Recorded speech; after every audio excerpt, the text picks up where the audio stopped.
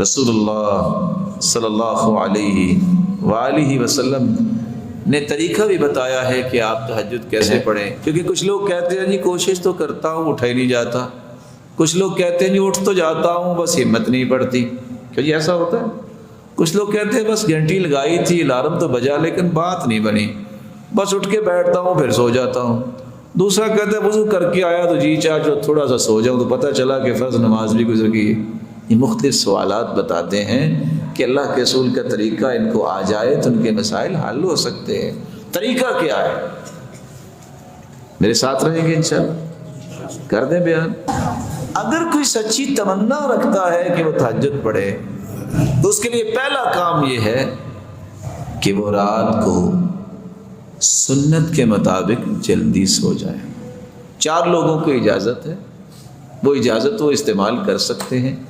علم والے لیٹ ہو سکتے ہیں، اللہ کے رسول صلی اللہ علیہ وسلم کے صحابہ بھی سیکھتے تھے، اور امام احمد بن حنبل وہ رات ساری ایک دوسرے سے علمی مذاکرہ کرتے رہتے، اور سیدنا ابو ہریرہ رات کا ایک پورا حصہ صرف حدیثیں یاد کرنے میں گزارتے۔ اجازت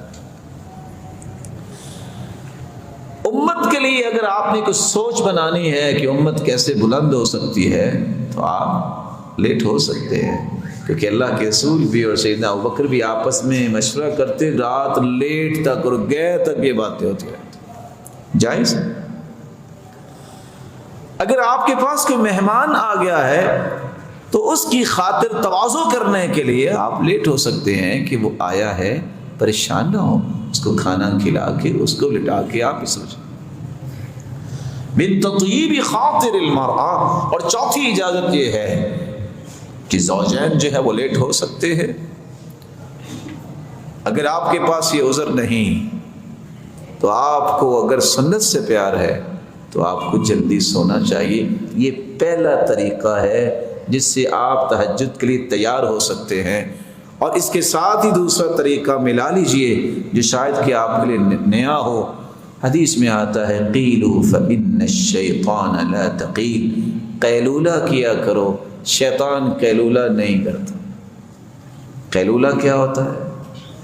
ظہر سے پہلے کچھ دیر اپنے آپ کو ریلیکس کرنا، ظہر کے بعد فیلولہ ہوتا ہے، اور آج کی سائنس بھی یہ بتاتی ہے کہ only 26 منٹ 26 منٹ اگر آپ اپنے آپ کو لٹا لیں تو اس سے آپ تہجد کے لیے اپنے آپ کو تیار کر سکتے ہیں۔ دوسرا کام، آپ نے جب سونا ہے تو سونے سے پہلے آپ باوضو ہو کے سو جائیں۔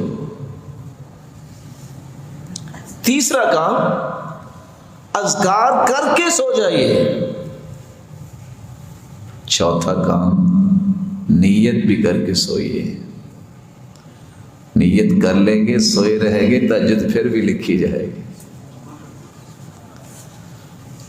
آپ سوچ رہے ہوں گے کہ الارم کا نام نہیں لیا، کیونکہ صحابہ کے دور میں موبائل نہیں تھے، ٹائم پیس نہیں تھے، ان کا یہاں سے الارم جو ہے نا وہ ان کو اٹھاتا تھا، یہ دل کے اندر تھی۔ ہاں کوشش کر دیکھیے الارم بھی لگا لیں، لیکن نیت کر کے سوئیے، دعا کر کے یا اللہ یہ لذت مجھے بھی عطا کر۔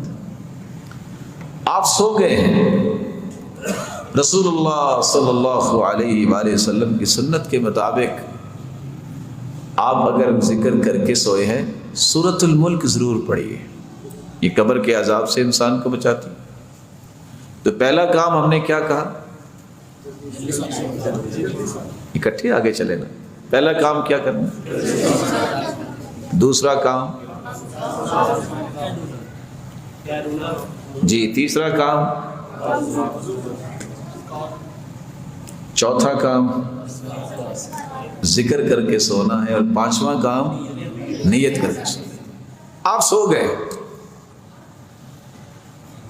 اگر اللہ نے آپ کی نیت کو پسند کر لیا کہ واقعتاً یہ مجھ سے ہم کلام ہونا چاہتا ہے، میرا مالک ضرور اٹھائے گا۔ دل کی جو کیفیت ہوتی ہے نا، فیصلے اس پہ ہوتے ہیں۔ آپ اٹھے ہیں، بہت سارے اٹھنے کے بعد بھی فیل ہو جاتے ہیں، شیطان نہیں ان کو اٹھنے دیتا۔ آپ صلی اللہ علیہ وسلم نے چھٹا ایک کام کیا ہے کہ جب آپ صلی اللہ علیہ وسلم اٹھتے تو عبداللہ بن عباس کہتے ہیں استيقظ النبی فجعل يمسح النوم عن وجهه بيده.